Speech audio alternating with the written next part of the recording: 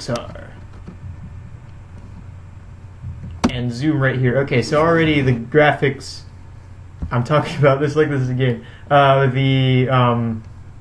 Well, yeah, their graphics. They're definitely darker, grittier. It looks like something that's out of like a video game trailer, and so that's what's coming to mind. It's like, oh, the graphics there. It's definitely darker from the other movies. I think that'll be a good thing, but we all thought the NASCAR Heat Evolution trailers were making the game look good. So let's not get ahead of ourselves here.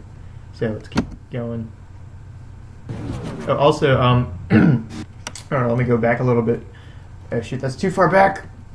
Come on, please. Alright, here. We have a lot of, I don't even know what they're called. Endurance cars here. Later on, you'll see the hybrid engine sound from the electric hybrid cars. And they're on this huge, or we'll get to that, but they're lower to the ground. They look less cartoonish in the first movie. Here, the cars in the first movie, they had these like huge fenders, huge rounded off parts that made it look really cartoonish, really like child friendly, I guess. But this one looks a lot more like NASCAR. I think that's great. That edge right here is smooth, and small thing, but it's worth noting. Here, catch fence. Again, looks really nice. It's a lot grittier this time. You get a good sense of speed from the cars.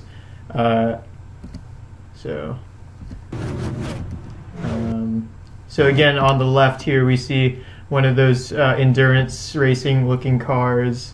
And hey, NASCAR, take a hint. Look, the ride height is not completely on the ground. You can create better racing, NASCAR. You can do this. Is that Lightning's wheel? Let me go see real quick. Okay. It's a wheel. Pack racing, Brian France. Look, it's pack racing. And you get more of those. I'm going to replay that real quick. Oops, too far.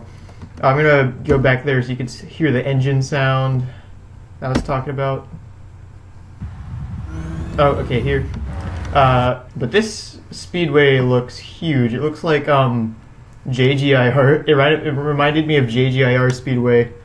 Oh no, it's not. It's just JGIR from NR 2003. It just looks like one of these huge super speedways. So yeah, that's something to watch out for. In the first Cars movie, they were obviously at some short track or mile track. Like, it looked like a mix of Dover, Bristol, and Darlington, sort of. Let's keep moving. As I'm editing this video, something I forgot to mention is that this is another example of like the really nice visuals by Pixar.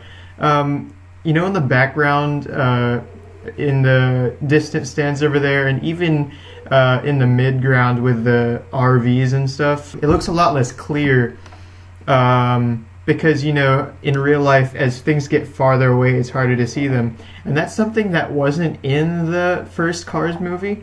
And, whether it's just the software wasn't great back then, or maybe it was because it was a night race in the first movie, things were a little different.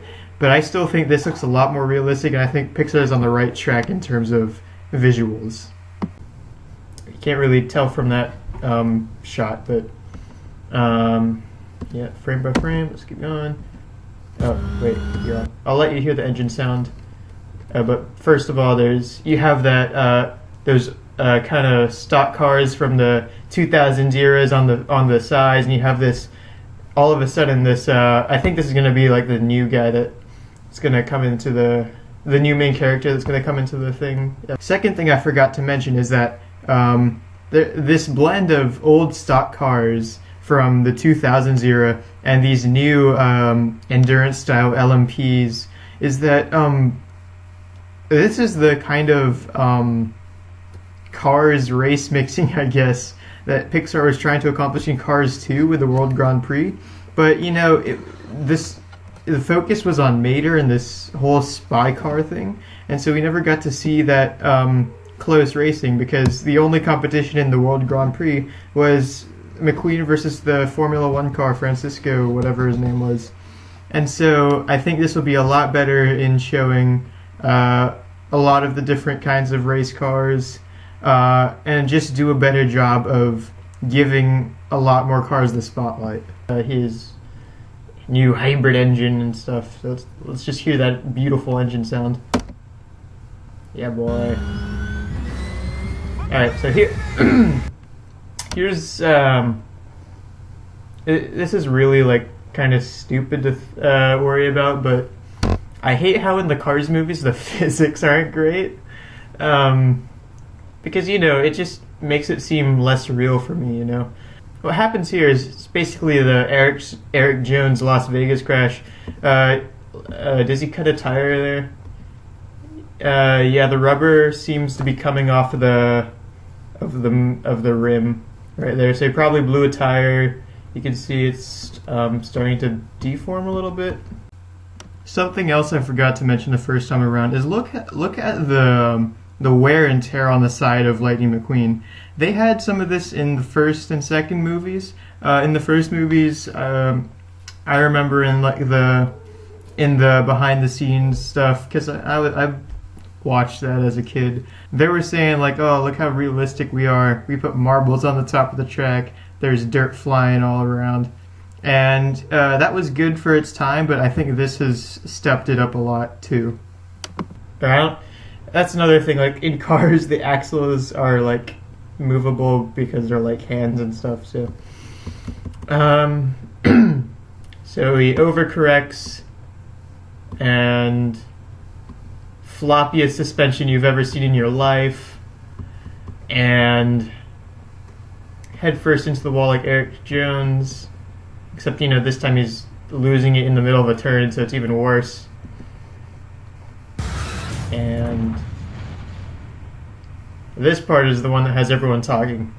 This is pretty good marketing by Pixar in my opinion. Like, you know, just get the attention of everybody. Lightning McQueen has just crashed and it's all terrible. So yeah, his tire did blow because you can see the right rear and the back is, the rubber's just shredded.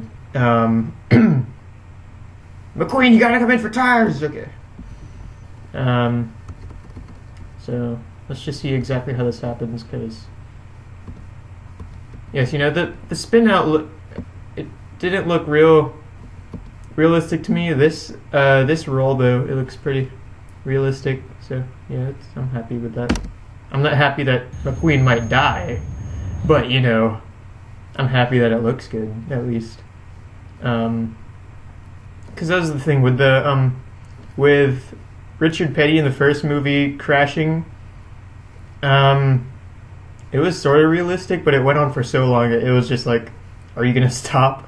And you know, all his kinetic energy had to have worn off by then. It just doesn't seem real, and you know that doesn't really matter really in terms of, you know, storytelling and movie making. But you know, I'm a NASCAR fan. I want physics.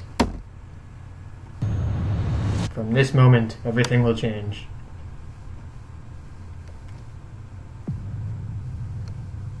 So yeah, I wouldn't get my hopes up because, you know, we thought NASCAR Heat Evolution would be good. But, you know, don't count it out. I think there's a chance it'll be good. So, one more thing, like, if you're gonna have McQueen in, like, a paralyzing crash, I don't want to be morbid, but why not get some catch fence action, guys? Like, this is your opportunity, Pixar. To show some, like, terrible crash. Just saying. Final time I'm going to interrupt myself. I just want to put this out there. Aging NASCAR driver gets taken out of the sport temporarily by a crash and has to slow down life and all that stuff in order to get back to race. Does this story sound familiar? And that's about it, so wait till the movie comes out.